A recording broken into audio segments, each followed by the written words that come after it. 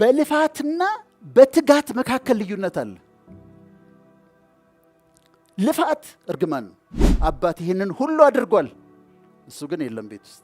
የታሰበልህ የህልምህ መንገድ በአጋጣሚ ግን በታቀደ አጋጣሚ በሰረንዲፒቲ ይሳካል። ባገኛችሁት አጋጣሚ አትለፏቸው። ምን እንደሚፈጠር አታውቁ። ልትነግረኝ የምትፈልገው ነገር ነበር፣ ቆጨኛል፣ ምን አለበት ባናግራት ኖሮ እያልኩኝ እላለሁ። ከቤተሰቤ ጋር ጊዜ አላሳለፍኩም ነው ቁጭታቸው። ልጆችን ሳላያቸው ነው ያደጉት። ለእናቴ ጊዜ አልሰጠዋትም፣ ለአባቴ ጊዜ አልሰጠውትም። ብዙ ሰክሰስፉል አባቶች ምን ይመስላቸዋል? ቆንጆ ጫማዎች ለልጆቻቸው ይገዛሉ። የጂንሱ አይነት በየአይነቱ ነው። አይፓዱ፣ አይፎኑ፣ ፕሮማክስ ነው የሚገዛላቸው ለልጆቻቸው። በየመኝታ ቤታቸው ቲቪ ሴት ገብቶላቸዋል፣ ኔትፍሊክስ ገብቶላቸዋል፣ አስጠኝ ተቀጥሮላቸዋል። ምግቡ ጠረጴዛውን የሞላ ነው። አባት ይህንን ሁሉ አድርጓል፣ እሱ ግን የለም ቤት ውስጥ። እሱ ምን ይመስለዋል? ሁሉ እንደሰጣቸው 50% አልሰጣቸውም። እነሱ አባታቸውን ይፈልጉታል።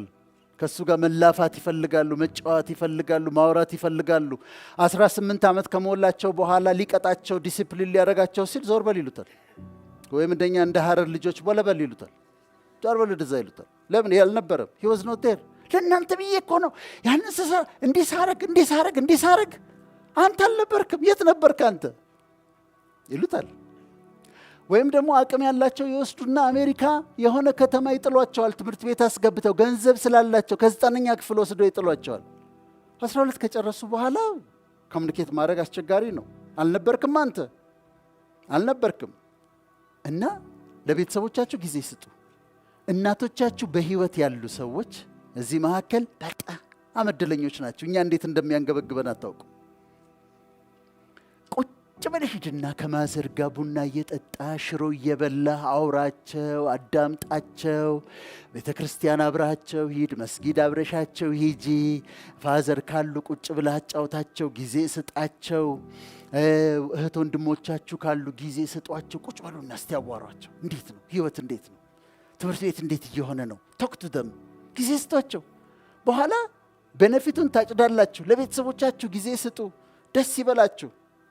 ለእናንተ ትንሽ የሆነ ነገር ለነሱ በጣም ትልቅ ነውና ጊዜ ስጧቸው፣ እንደምትወዷቸው ንገሯቸው።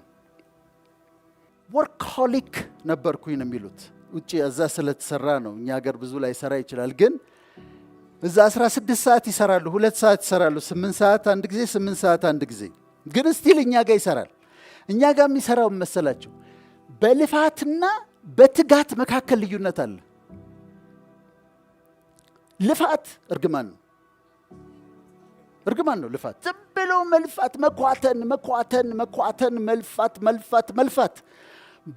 በአቦ ሰጥ የሆነ ቢዝነስ ውስጥ መግባት፣ መሞከር፣ መክሰር፣ እዛ ውስጥ መግባት፣ መክሰር፣ እዛ ውስጥ መግባት፣ ይሄ እርግማን ነው። ትጋት ግን ዲሊጀንስ ግን በረከት ነው። አስተውላችሁ ነው የምትገቡት።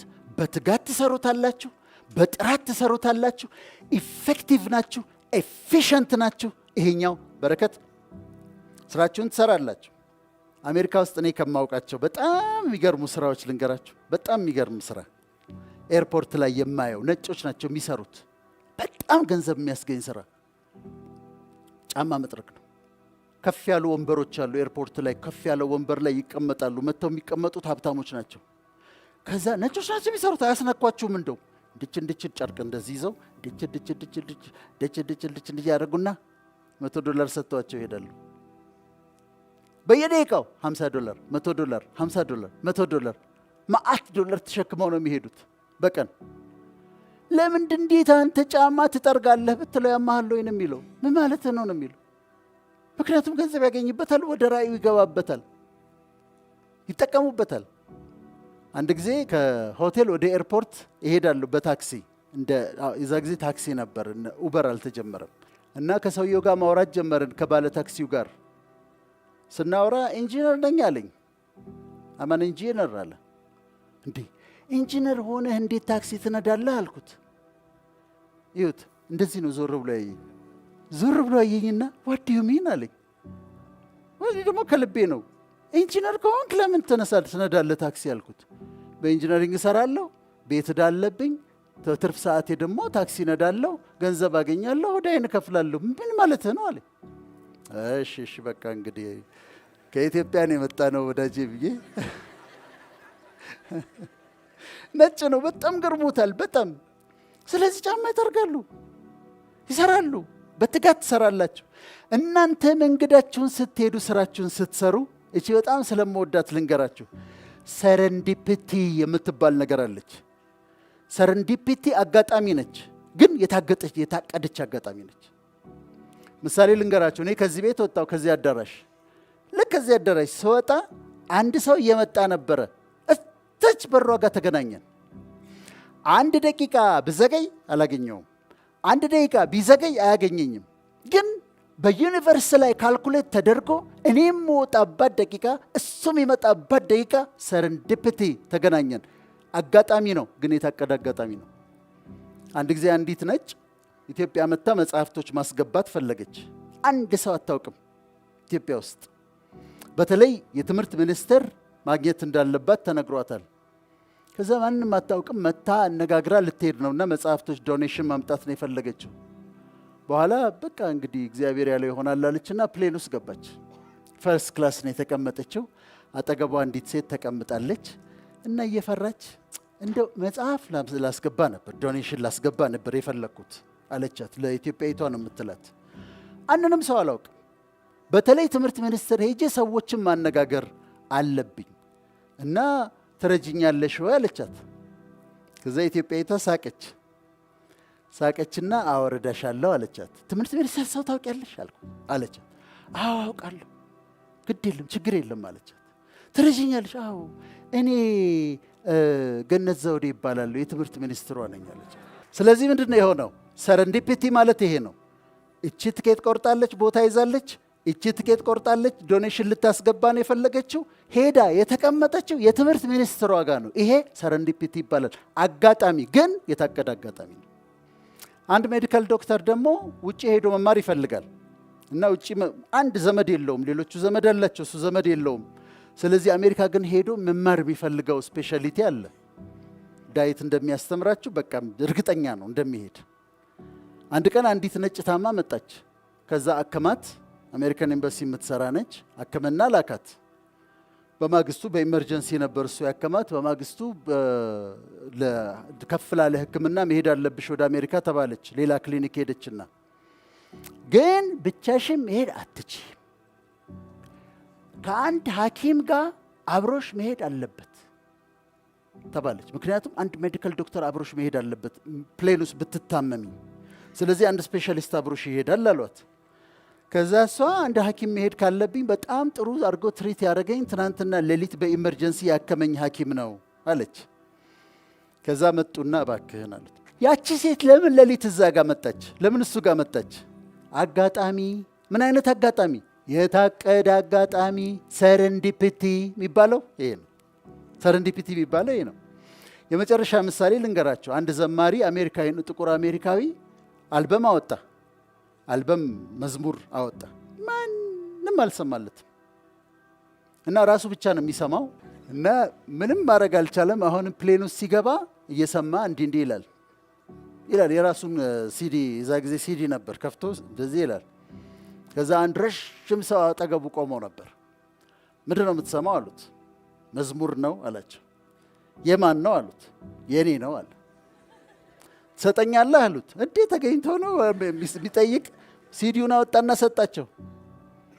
ከዛ ከአንድ ወር በኋላ ተለያዩ። ከአንድ ወር በኋላ ከአንድ ቢሮ ተደወለለት እና አንድ ስቴዲየም ውስጥ የተዘጋጀ ፕሮግራም ስላለ እዛ መጥተህ እንድትዘምር ፈልገናል አሉ። እኔ ነው እንዴት ሆኖ እንዴት አደረጋችሁ አወቃችሁኝ? እኔ ትዝ ይልሃል አውሮፕላን ውስጥ ያገኘሃቸው ረዥም ሰውዬ? አዎ እሳቸው የአንድ ክሩሴድ የቢሊ ግራሃም ክሩሴድ የሚባላል በየስቴዲየም ውስጥ ይዘጋጅ የነበረ የእሱ የኦርጋናይዜሽን ቼርማን ናቸው። ስለዚህ ቼርማን ስለሆኑ ሲዲ ጠይቀው ነበር፣ ሰጣሃቸው፣ ሰሙት፣ ወደዱት። ስቴዲየም መጥቶ መዘመር አለበት ብለውሃል እና ደግሞ ያሉህን ሲዲዎች በሙሉ ይዘህና ስቴዲየም ውስጥ ይሸጣል አሉት። አሁን ዘማሪው በጣም ፖፑላር ነው፣ በግል አውሮፕላን ነው የሚሄደው። ሲገባ እኮ እሱ እሳቸው ሲገቡ ቀድሞ ሊገባና ሊቀመጥ ይችል ነበር። እሳቸው ሊዘገዩ ይችሉ ነበር። በፍራክሽን ኦፍ ሰከንድ ሊለያዩ ይችሉ ነበር። ግን እሱ መግባት ነበረበት። የራሱን ሲዲ መስማት ነበር። እሳቸው መግባት ነበረባቸው። ሁለቱ መገጣጠም ነበረበት። ሰረንዲፒቲ ይባላል። ጫማ መጥረግ ከሆነ አንተ ጥረግ። መስራት ያለብህን ስራ፣ ማድረግ ያለብህን ስራ፣ የታሰበልህ የህልምህ መንገድ በአጋጣሚ ግን በታቀደ አጋጣሚ በሰረንዲፒቲ ይሳካል። ከዛ በኋላ ያሉት ምንድነው? ለህልሜ ያልኖርኩም ለራእይ ያልኖርኩም ነበረ። 20 ዓመት የሰራሁት ለካምፓኒ ነው። ይሄ ቤት አያችሁ የሚረዳችሁ። እውነት ለመናገር አሁን እዚህ ስመጣ ራሱ ስለ ህልም እንዳስብ ታደርጉኛላችሁ፣ ስለ ራእይ እንዳስብ ታደርጉኛላችሁ። ዝም ብላችሁ እንዳትኖሩ፣ ሩቲን ኑሮ እንዳትኖሩ፣ ህልም እንዲኖራችሁ። ቅድም አሁን የኤግዚስተንሻሊዝም ጥያቄ አነሳን አይደል? ምንድን ነው ዓላማው? ለምን ነው የምኖረው? ምን እያደረግኩ ነው እኔ? እንደዚህ ህይወት አጭር ከሆነ ምንድን ነው እያደረግኩ ያለሁት እንላለን። ህልማችሁን ግን ዲስከቨር ካረጋችሁ፣ ፓሽናችሁን ለይታችሁ፣ ምንድን ነው እኔ ስሰራው ደስ የሚለኝ የሚያቃጥለኝ ፓሽኔት የሚያደርገኝ ነገር ምንድን ነው ብላችሁ እሱ እንደሚያስተምር ህልማችሁን ኮንስትራክት አድርጋችሁ ካገኛችሁት በኋላ ከዛ በኋላ የምትኖሩት ስለ ህልማችሁ ነው። ስለዚህ ፐርፐዝ አላችሁ። እነዚህ ሰዎች ደሞዝተኛ ሆኑ፣ ከዛ በደሞዙ ኖሩ። ህልም ነበራቸው፣ ህልሙን አልኖሩትም። ስለዚህ ቆጫቸዋል።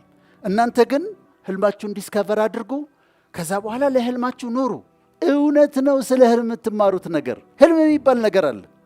እኔም ብትጠይቁኝ አሁን ህልምህ ምንድን ነው ብላችሁ ብትጠይቁኝ እኔ ህልም ይሄ ነው። በቃ ማሰላሰል፣ ማዘጋጀት፣ በምሳሌዎች ማጣፈጥ፣ ደስ የሚለኝ የፈለገ ቶፒክ ስጡኝ፣ ያንን ቶፒክ ወስጄ ፈጨዋለሁ፣ አነባዋለሁ፣ አዘጋጀዋለሁ።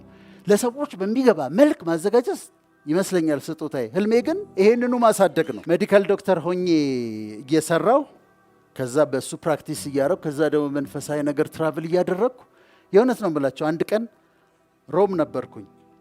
ሆቴል በረንዳ ላይ ቁጭ ብዬ በረንዳው ላይ ቁጭ ብዬ እኔ አልኩኝ 3 ማስተርስ ዲግሪ መስራት ፈልጋለሁ አልኩኝ።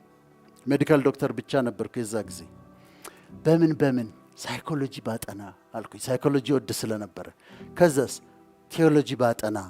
ከዛስ ሜዲሲን ደግሞ አንድ ስቴፕ መውሰድ ስላለባችሁ ፓብሊክ ሄልዝ ደግሞ ባጠና አልኩኝ። ህልሜ ነበር በዛ ሰዓት።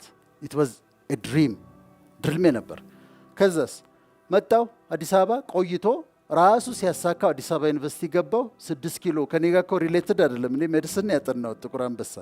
6 ኪሎ ካምፓስ ገባው። ሳይኮሎጂ ያጠናው ማስተርሴን ሰራው፣ ካውንስሊንግ ሳይኮሎጂ።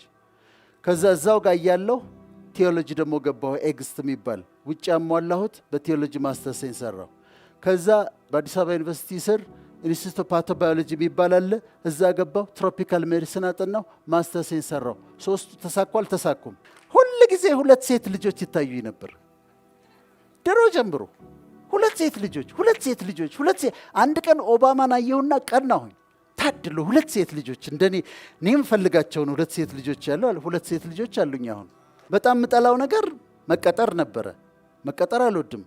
በቃ በራሴ መስራት ነው የምፈልገው። አሁን በራሴ መስራት ነው የምፈልገው። በራሴ እየሰራሁ ነው ያለሁት። ህልም አለ፣ ህልም ይሳካል፣ እውነት ነው ልላችሁ ፈልጌ ነው። ሰዎችን አልረዳሁም ብለው ይቆጫቸዋል። ለምንድን ነው ሰው ያልረዳሁት? ይችል ነበር። እኔ አንድ ኢንሲደንት ልንገራችሁ። በጣም የሚቆጭኝ ስኩል ኦፍ ቱሞሮ ልጆቼ ይማራሉ። ልጆቼን የማደርሰው እኔ ነኝ። ህፃን ሆነው መልሰው እኔ ነኝ። ከዛ እዛ ጋር ስቆም አንዲት ሴት አለች፣ በዛኛው ሳይድ ትቆማለች። እንዲሁ ሰላም እንባባለን በሩቁ። ግን ልታናግረኝ እንደምትፈልግ ይገባኛል። ትፈራለች ግን እኔም ደግሞ እፈራለሁ። ላናግራት ፈልጌያለሁ፣ ግን ሌላ ነገር እንዳይመስላት እያልኩኝ ግን እፈራለሁ። ግን ልታናግረኝ እንደምትፈልግ ግን ይገባኛል። ከዛ ሳያት ልጆቿን አድርሳ አሁንም ልታናግረኝ፣ ከዛ እኔ ደግሞ አሁን ዝም ብዬ ሄጄ ባናግራት ወይ ሌላ ነገር ቢመስላት እያልኩ እፈራለሁ። እንዲህ እንደተፈራረን ከቆየን በኋላ ከስንት ጊዜ በኋላ ዜና ሰማሁ። ዜናው ምንድነው? እሷ ባለትዳር ነበረች፣ ከባሏ ጋር ተለያይታለች። ባሏ በጣም ጨካኝ ሰው ነበር። 2 ልጆች አሏት። ትምህርት ቤት ይዛቸው ትመጣለች።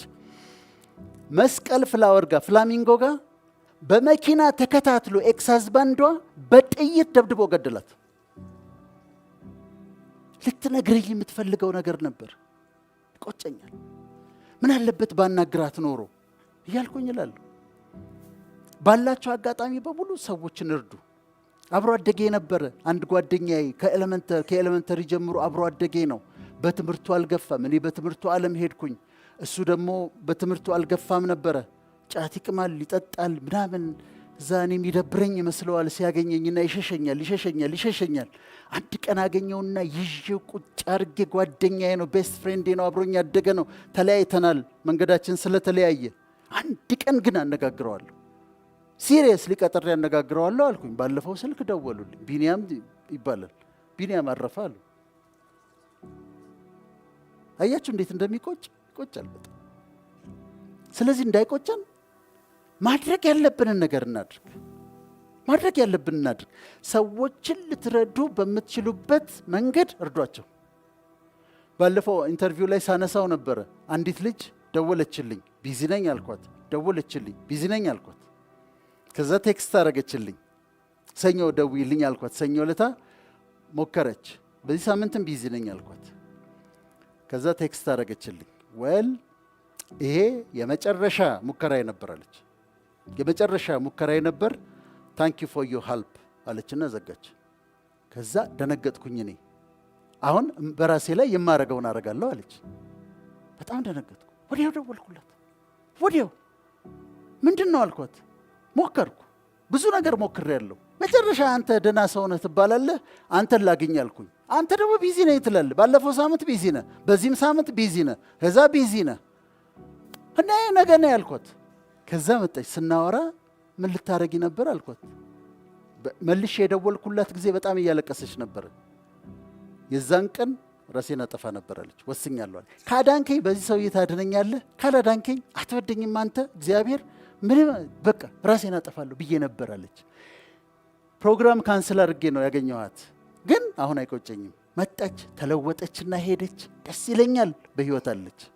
ስለዚህ በምትችሉት መጠን ሰዎችን እርዱ። ባገኛችሁት አጋጣሚ አትለፏቸው። ምን እንደሚፈጠር አታውቁ።